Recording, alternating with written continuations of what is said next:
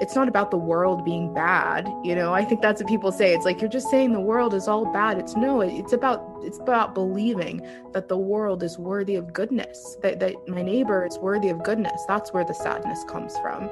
And if we shift that, I think those emotions can be experienced as a form of hope. Hi friends, I'm Amy Julia Becker, and this is Love is Stronger Than Fear, a podcast about pursuing hope and healing in the midst of personal pain and social division. And before I get to today's episode, I do want to let you know that my next book, To Be Made Well, An Invitation to Wholeness, Healing, and Hope, is about to be released. It comes out on March 15th. And for anyone who's listening to this podcast, I just said it, it's a podcast about pursuing hope and healing in the midst of personal pain and social division. That's what this book is about too. So I think you'd really love it. And I would certainly love for you to head over to my website, amyjuliabecker.com, where you can read an excerpt. You can pre-order it. If you pre-order it before March 15th, you should have it on your doorstep on March 15th. And you also can let other people know about it, because I would love for this book to be a part of the healing work that God wants to do in our broken world. All right, on to today's episode. Today I get to talk with Cole Arthur Riley. Cole is the creator of the Black Liturgist on Instagram. She is also the author of the newly released book, This Here Flesh. It's a beautiful book. We are going to be hosting a giveaway for it, so check out the show notes for details. It's really quite something, and I highly recommend it. Cole and I had a chance to talk about what it means to be spiritual creatures who live in bodies, about bearing witness to the pain of the world through our bodies, about the role of anger and sadness in hope, about faith and mystery and contemplation, about the relationship between personal, communal, and social healing. So there's a lot of good stuff ahead, and I'm glad you're here. Well, today you're in for a treat, because I have the privilege of talking with Cole Arthur Riley, and we're going to talk about her beautiful new book, This Here Flesh. I highly recommend it. I'm just going to say that from the top. I hope everyone will read it, honestly, more than once, and spend some good time with it. But before I explain why I think that, I am just going to say, Cole, thank you for being here. Thanks for having me. Well, I really do want to talk all about your new book today. But before we do that, I feel like I need to introduce the listeners who are here to the work that you do on Instagram. Probably some of them are already well aware of it and others are not. But just to introduce you through this lens, you are also the creator of Black Liturgies. And I thought that rather than having me try to describe what you do in that space, could you just tell us the story of how this account, this Black Liturgies space on Instagram, came to be? Sure. I began Black Liturgies at the end of June of 2020.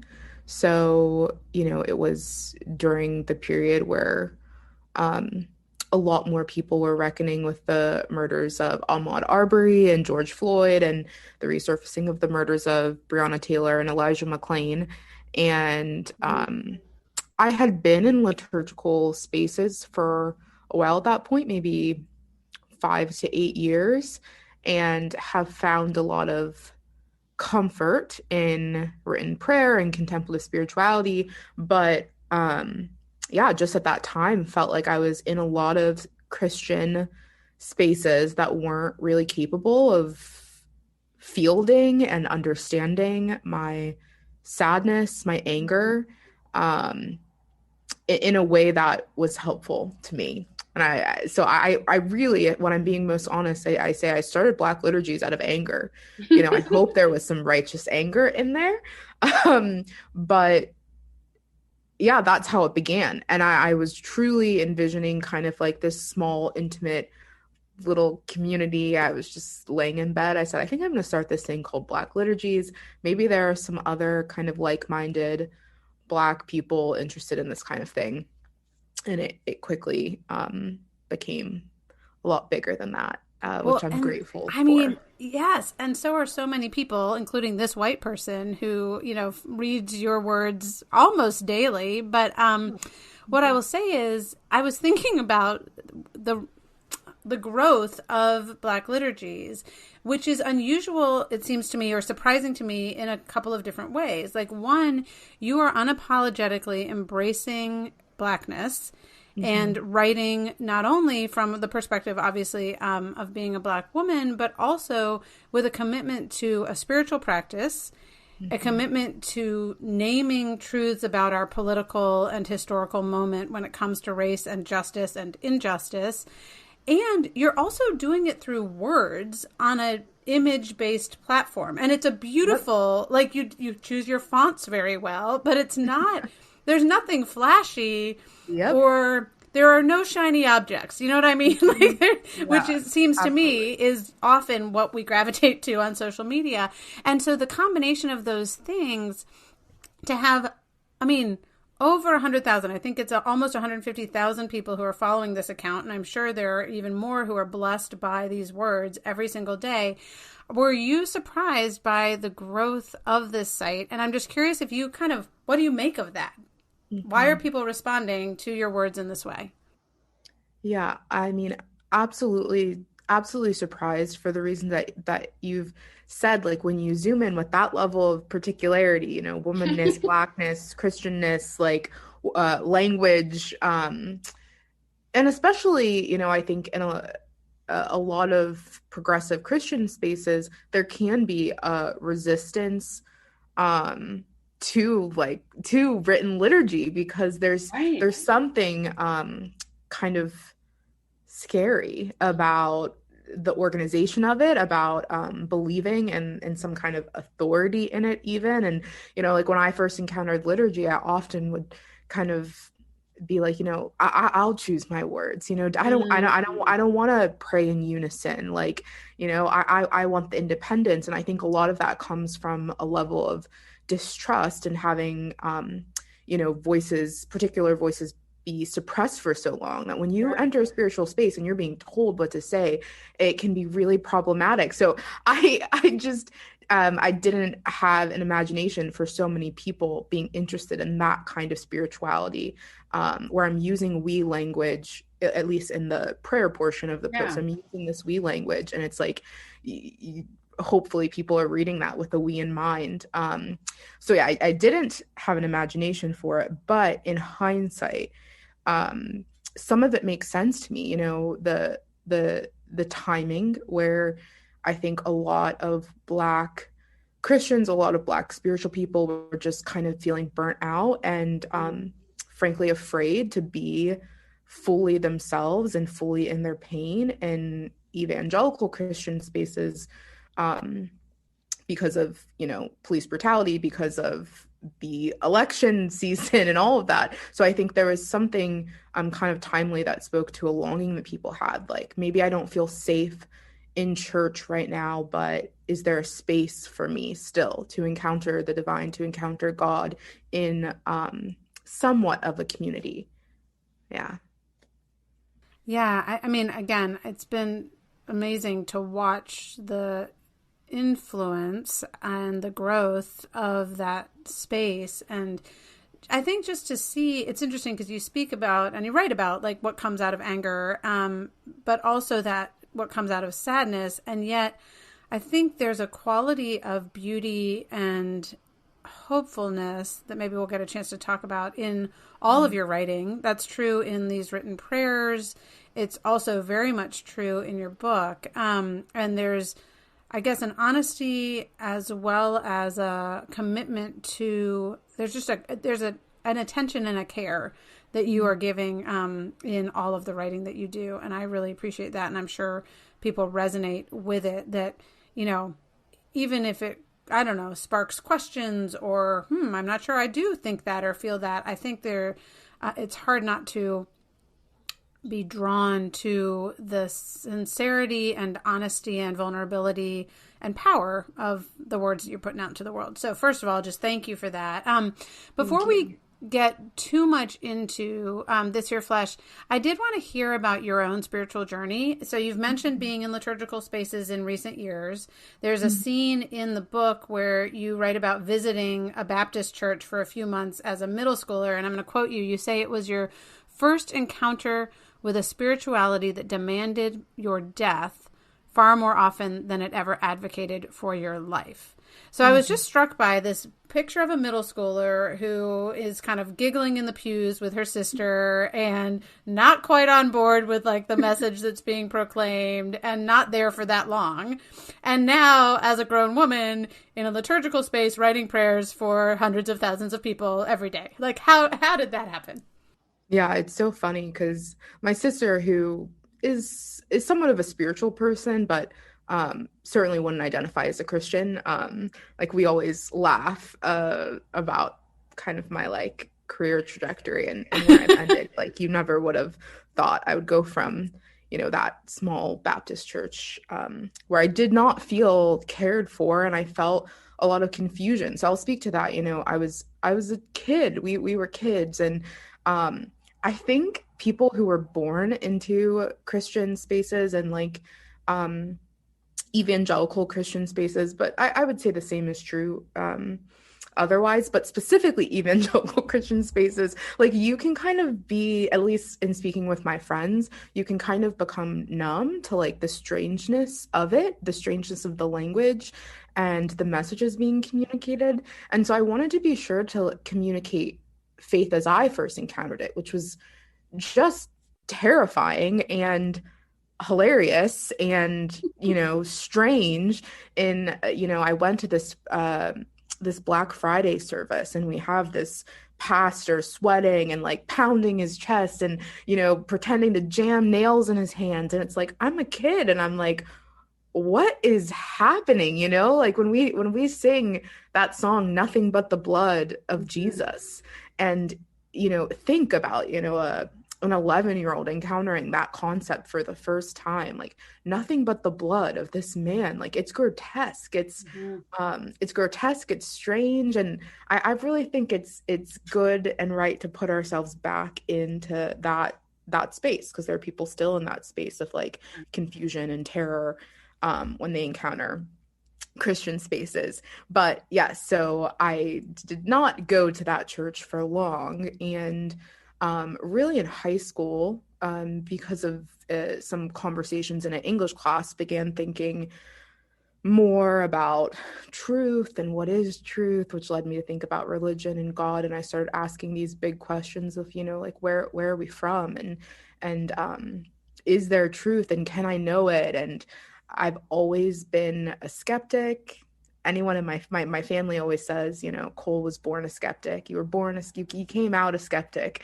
And it's true. And so I entered religion with this skepticism as kind of, a researcher, as good of a researcher as a 17-year-old can be. And I think I just needed to encounter God in a way that made sense to me and made me feel like I was intellectually in control. And so I made it about these books and, and like uncovering, these different faith traditions. But really it was, I think, a path to God for me, because I could do it in this kind of contemplative and literary way. There was a lot of bad in it, but there was a lot of good in it. And by the time I went to college, I was like, I'm really interested in Christ. I think, maybe the story of him being divine is a true story, is a story that contains truth. And I started to go to this predominantly white, what do you call them? Not a youth group. Like a parachurch ministry, yeah, exactly. Campus ministry, something like that. Yes, the language is escaping me. So I started to go to predominantly white campus ministry group, and continued to ask questions, and after college worked for a collegiate ministry organization, and eventually worked for an Episcopal church outside of Philly. And that's where I really encountered liturgy for the first time, and the kind of the solemn nature of a church service and liturgy, and I was really drawn to it. And have been ever since. Yeah. Although I'll say I haven't always felt, the greatest sense of belonging in those spaces because I'm Black. Yeah, it's an interesting contrast between, I mean, I'm thinking about the earthiness or like what you can often a more evangelical and less kind of liturgical space is at least characterized as being more about like an intimate or personal and individual relationship with God. And more liturgical spaces are associated with more of that emphasis on some of the abstract qualities of God, the transcendence, the grandeur, the mystery.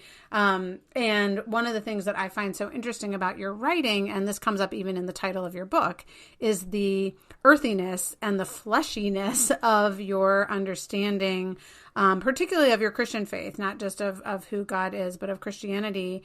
And I would love to hear you talk a little bit about the title, how you came upon the title, but also the way in which you see the words "this here flesh," which are kind of coming from somewhere. You can tell us about that, but also obviously linked to an experience even of this like bloody, scary, right, image of God on a cross. So can you just talk about that a bit?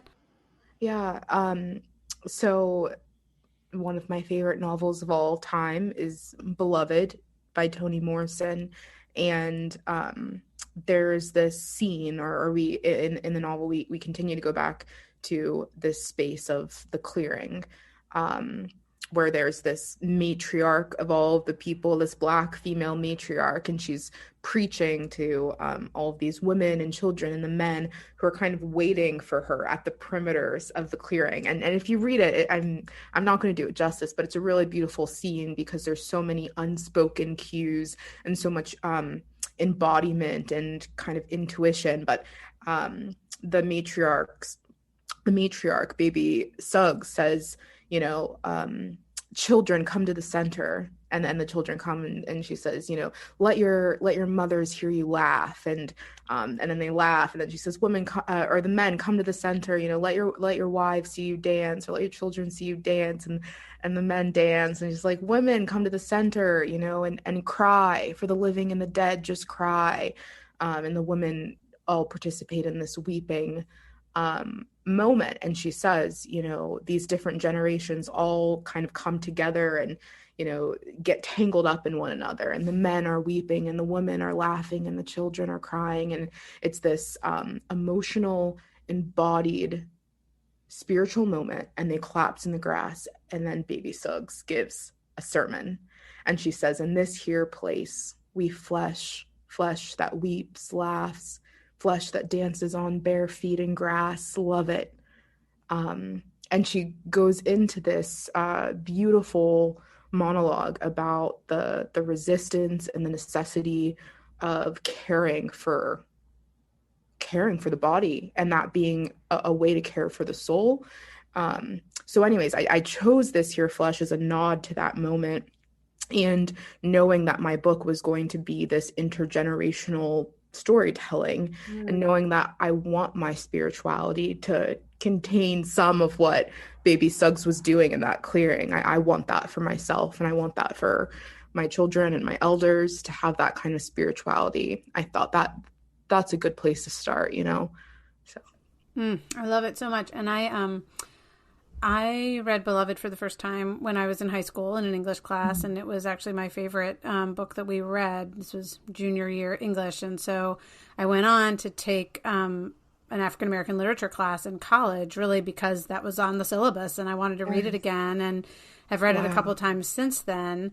And I feel like, as a white person coming into Toni Morrison's work in general, maybe Beloved in particular, but maybe just in her work in general, I feel like there's still just many, many layers for me to continue to understand and puzzle through. And I think some of it is, as a Christian, the fleshiness. And I think like that sense of what does it mean to be embodied and to love this body? And on the one hand, I think there is not a history of hatred related to white bodies, right, in this country. And on the other hand, there can be this like dismissiveness of the body in at least the spirituality that I've been raised with. And so for different reasons, I think it's also been really important for me to understand what it means to have a body before Yeah. God and to be a body. Like, yes, I have a soul, but it's not as though that is in any way separate from my body. And I don't even have language to talk about my soul and body being the same, right? Like being connected so intimately to one another that I shouldn't even have to talk about them as separate entities. But a lot of your book, I think, is really, and a lot of your work in general, is dealing with this sense of what does it mean to be a spiritual body, an embodied spirit, like these two, what we talk about as aspects of our being, but actually being integrally linked to each other. And there's a place where you're writing about some of your own physical struggles, like in your body, and learning how to befriend your body again. So I'd love for you to talk a little bit about what does it mean to befriend our bodies? You can take that in whatever direction you want, because I think there are lots Sure. of ways it could go. Hmm. Yeah, if you read the book, you'll hear more about this, but I've struggled with chronic illness for about 5 years now, and recently more acute issues with my eyes and my retinas in particular. And so I explore what that means, what it means to care for and pay attention to a body that's in pain a lot.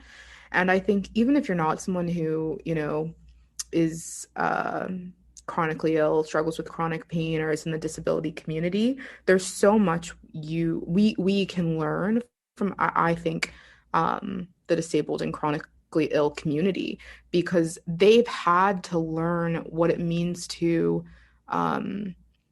to survive a culture that really succeeds by us being disconnected from our bodies. We're a lot better at being tools for capitalism, for production, what have you. We're a lot better at that. You make a better tool if you're disconnected from the pain, from the aches, from the joints, from your needs.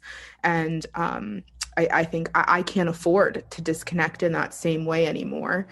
And I think you're right. I mean, you mentioned, the hatred of white bodies has not been as prominent, in the history of our country, but it's about Black bodies, but it has everything to do with white bodies too. And I think something I've been thinking about, especially in the past few months, is what an embodied spirituality could mean for white people, and why the resistance to an embodied faith. And I think, frankly, a lot of it has to do with guilt.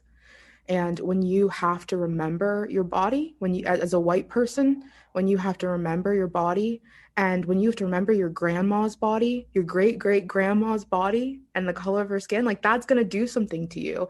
And I think guilt and shame, especially, is such a driver of what is, motivating people to want to brush quickly over our embodied existence, over the work and the energy of our bodies, because we so much shame is trapped in them. And I can only imagine what that shame would be like for a white person, to have that trapped in your body every day and have to remember that. But there's obviously a lot of beauty in our bodies, and that's part of the sermon that Baby Suggs is giving.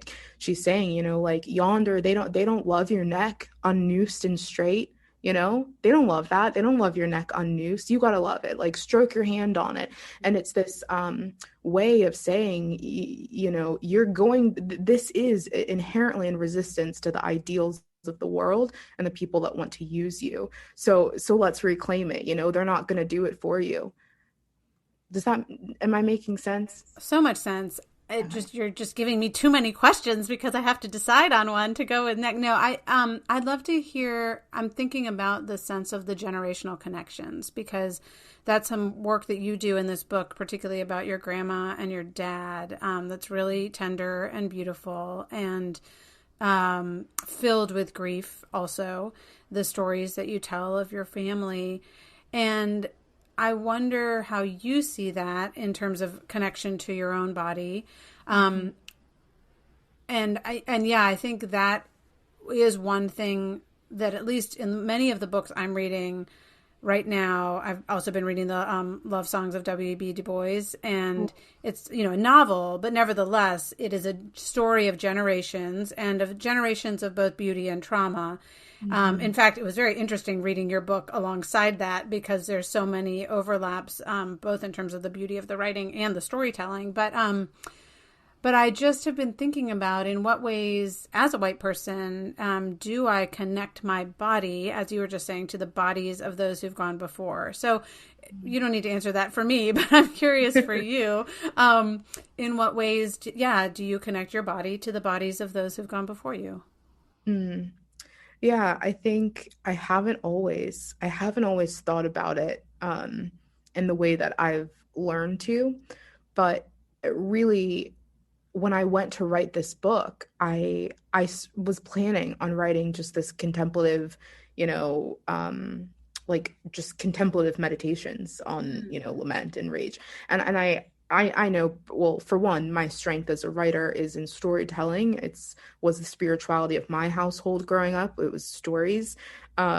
And so I knew that there was some tension there, but I also realized I just was incapable of talking about these concepts without talking about stories. And so, I started and then eventually found I'm incapable of talking about, my story of lament without talking about how it relates to my dad's story of lament. And about, I don't know, a few years ago, I had started interviewing people in my family, my father, Mm. my stepmother, my grandma, really just as a family project to continue to try to curate some of our collective story and history, since that hasn't been done for us.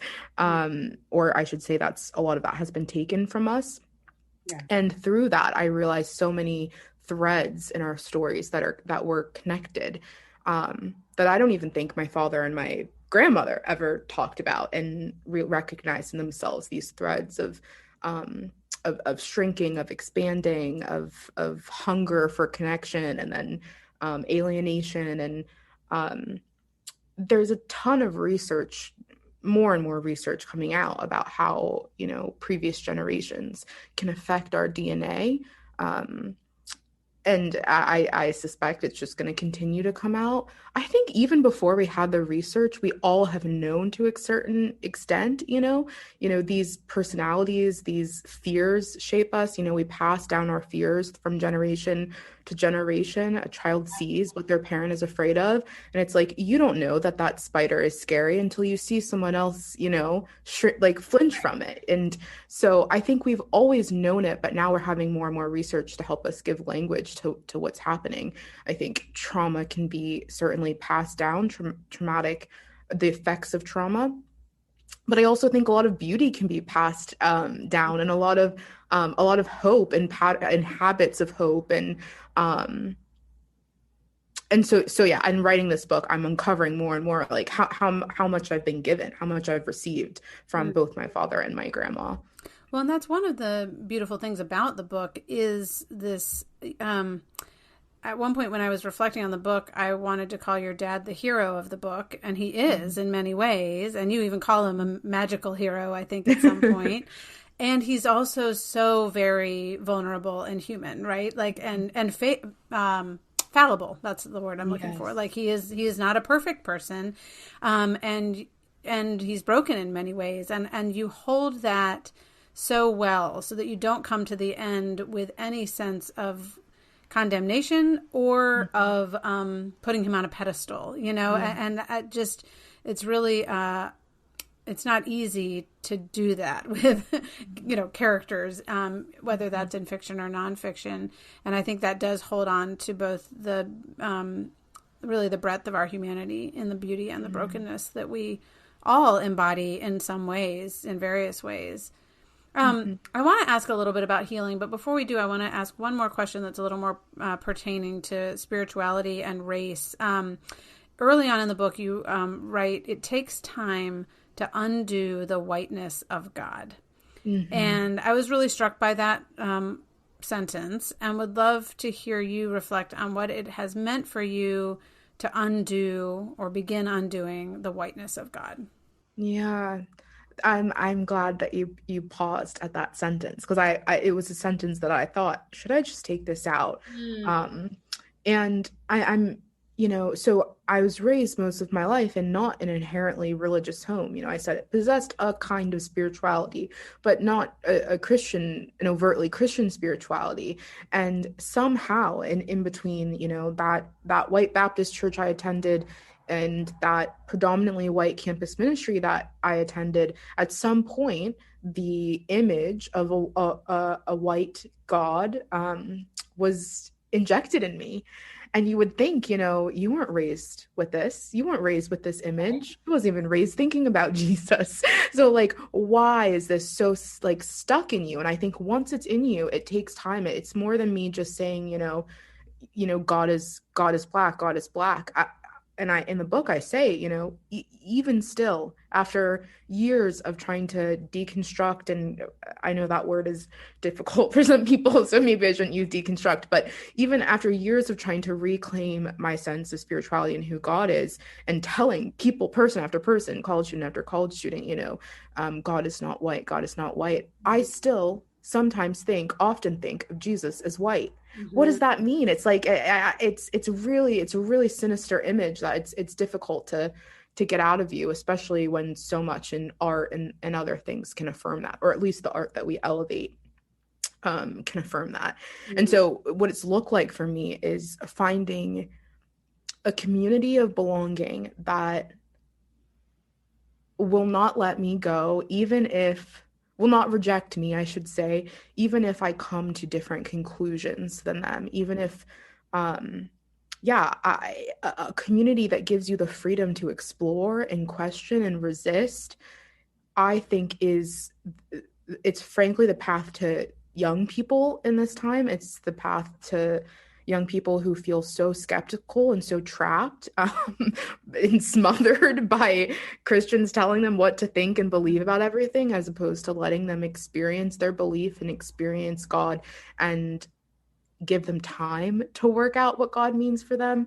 So when my belonging depended on believing in a white God, depended on believing in a God who was indifferent to Black suffering, or who didn't center Black suffering, or all of these things, my faith and my experience of God was so small. I would say I was barely experiencing God. I was more so experiencing this desire to belong, to fit into these spaces that ultimately didn't love me or care for me. Mm. Being in spaces of true belonging that say, regardless of what um belief you reach, but regardless of what doctrine you come to, like, we need you, and it's this community of mutuality and tenderness.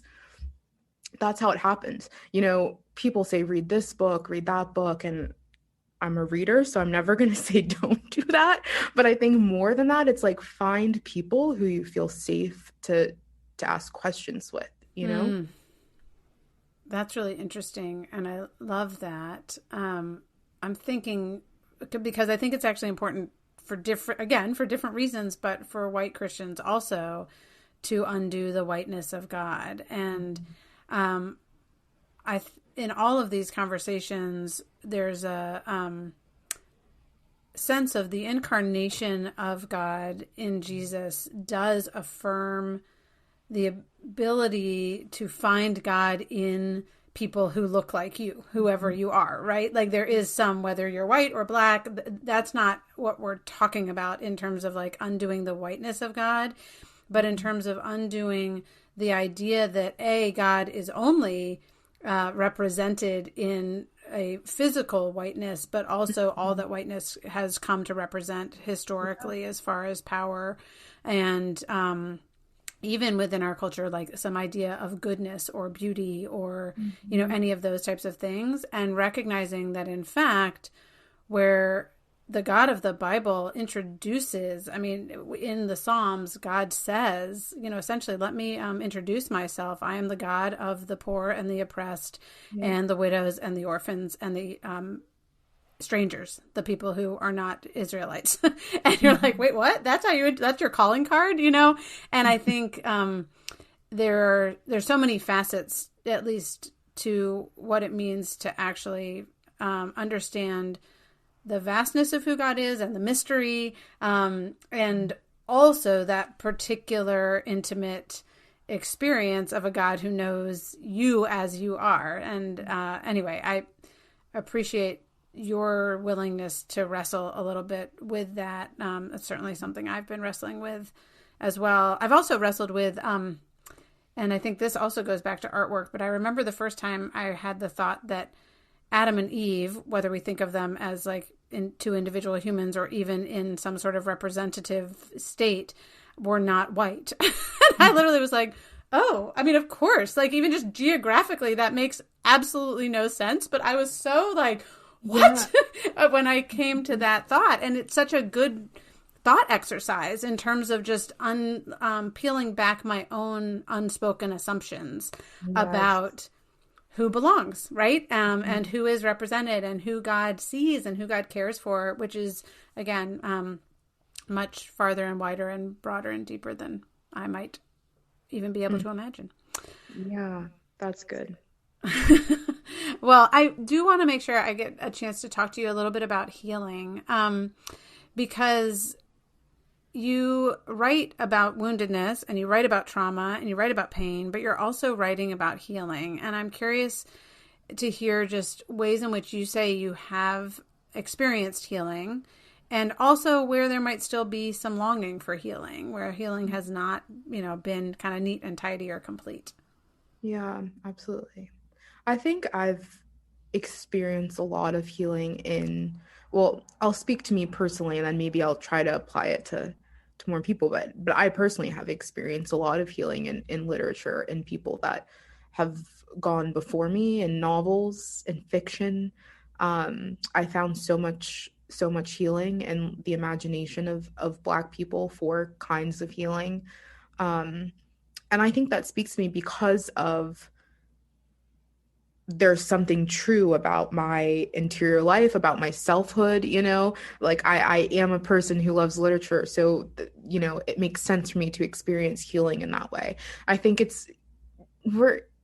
I feel like we're in this kind of space a lot, so social media space, where we're trying to find this kind of one size fits all path to healing for so many people. And it's I don't want to be too hard on it, but I think it really can it can be kind of a lazy form of caring and helping people toward healing, but also it's just not true. And sometimes I just want to I don't have a smartphone. I use my husband's phone. Sometimes I just want to throw his phone and be like, this is not going to work. Like, you can't just not everyone can take 5 deep breaths and feel like and drink a glass of water and feel like they're ready to go. Like, it's different for different people.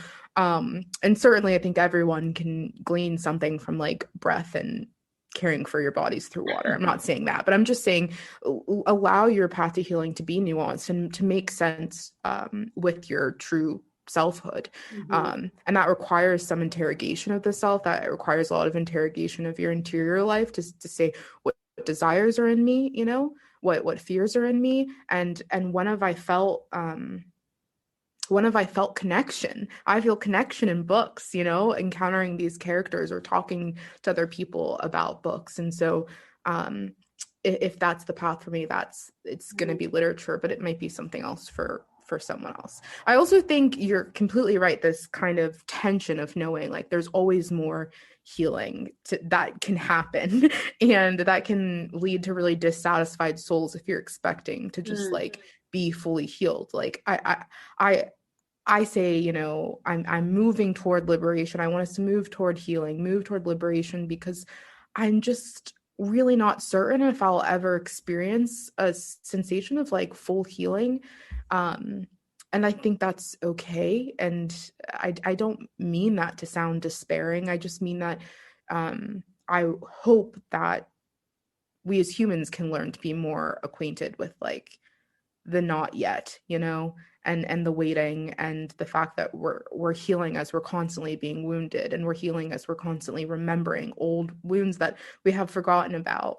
My grandma, she's since passed since writing the book, but one of the last conversations we had been talking about healing. We had been talking about each other's stories, and um, she said this that I think will stay with me forever. She might not even remembered what she was saying or known what she was saying, but she's talking about our story. She's talking about my story and like using we and I and you interchangeably. So I didn't even know who exactly she was talking about. And then she just looked at me and said, "We did good. We did good. We took the sweetest part of the fruit and we cut it off." Wow. I know. And I walked out of that hospital room. I was like, I looked at my husband and I'm like, did you hear what she said? And I looked it up because I thought there's no way she just thought of that in that moment. But she did. We did good. We took the sweetest part of the fruit and we cut it off. And so there's so much mystery in those words, but also something very incomplete. Like she didn't say we did our best, she didn't say like we've made it. It wasn't like it wasn't triumphant language of healing. It was just like, we did good, we took the sweetest part of the fruit, which means that, that's an acknowledgement that some of that fruit was poison. We didn't take the poison fruit, we took the sweetest part of the fruit and we cut it off. And we said, what does it look like to also behold the beautiful and be able to understand that like your fruit might contain both a strangeness and a beauty and a goodness. And so that's wisdom from Phyllis Marie Arthur, not from Cole Riley. But well, I definitely have been thinking about it it and to holding us. it close. Yeah, absolutely. It's interesting because I've been thinking a lot about the idea that our body can tell us like, hey, pay attention, like that ache in your back is actually a signal of the, stress that you're feeling about such and such, or, there are ways in which we can, if we pay attention to physical hurt, actually get to some emotional and spiritual woundedness and be healed of it. But also I've been thinking about chronic pain and that there can be this easy narrative of like, oh, you just haven't paid attention to the wounds that need to be healed in your inner being. And so it's essentially your fault that it hurts. And like, I'm like, okay, and yet I do think there's some measure of there is always pain in the world, and our bodies sometimes reflect that in such a way that it can come up for healing, so to speak. And sometimes we are bearing witness in our very bodies to that which is wrong. And that might be wrong, something that has literally happened to us that is wrong, but it also might be something that is just like wrong in the universe, like wrong in the world, at least for the time being. And carrying pain and acknowledging that and not pretending that it's gotten all better might be a way of saying, yeah, it's not all okay. Yes. I think even in your book, you write about Jesus weeping for Lazarus. And I wrote down this quote too. You said, if Christ wept for Lazarus, he must have done so not out of an absence of hope or faith, but out of love. It was an honoring. When we weep for the conditions of this world, we become truth tellers in its defense. And I think about pain sometimes being similar. Like it could be an alert, like, hey, you need to pay attention and do something. But what if it's also sometimes an honoring and a weeping for the conditions of this world that comes out in our bodies?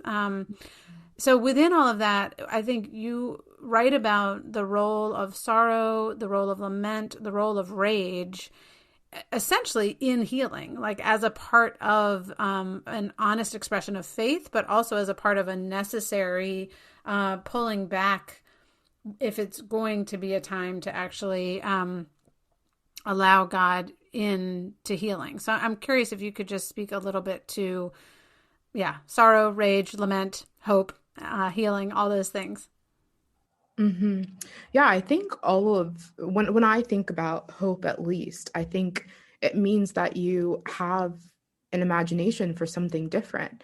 And whenever we weep, whenever we're angry, I think there's some kind of it's some kind of inherent acknowledgement that you expected or you desired something different, that you had an imagination for a different way. I'm angry whenever someone I don't mean this to sound trite, but it's just an example. I'm angry when someone cuts me off in traffic because I have hope and I have this imagination and expectation that people will, be caring and, tender on the roads, or however you want to look at it. But there's something of that emotion that I think is inherently rooted in hope. I mean, despair and violence, those are different. That's when, the lament and the rage kind of flip into something that's degenerative, as opposed to something that is leading toward a better way, or pointing toward a better desire, or a more whole desire. So I think they're really important, and they're, frightening, and obviously always going to threaten people who hold way too much power and who want us to focus on positivity all of the time.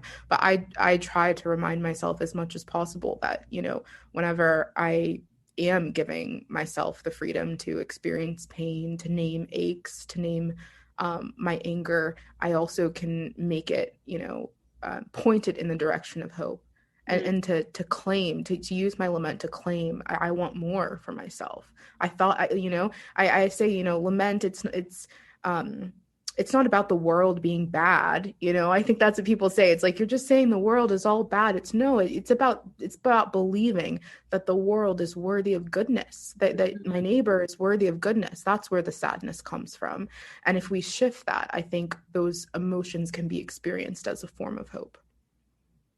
I really appreciated your words along those lines in the book as well. Thank you for sharing that here. And I'm, as we come kind of to the end of our time, the last question I wanted to ask you was just the way in which you see a relationship between personal or individual healing and caring for the body, and kind of accepting the body's limitations and beauty and goodness, and social healing, the work of justice and of activism, and bringing that healing into the world. How do you see those things as related to each other?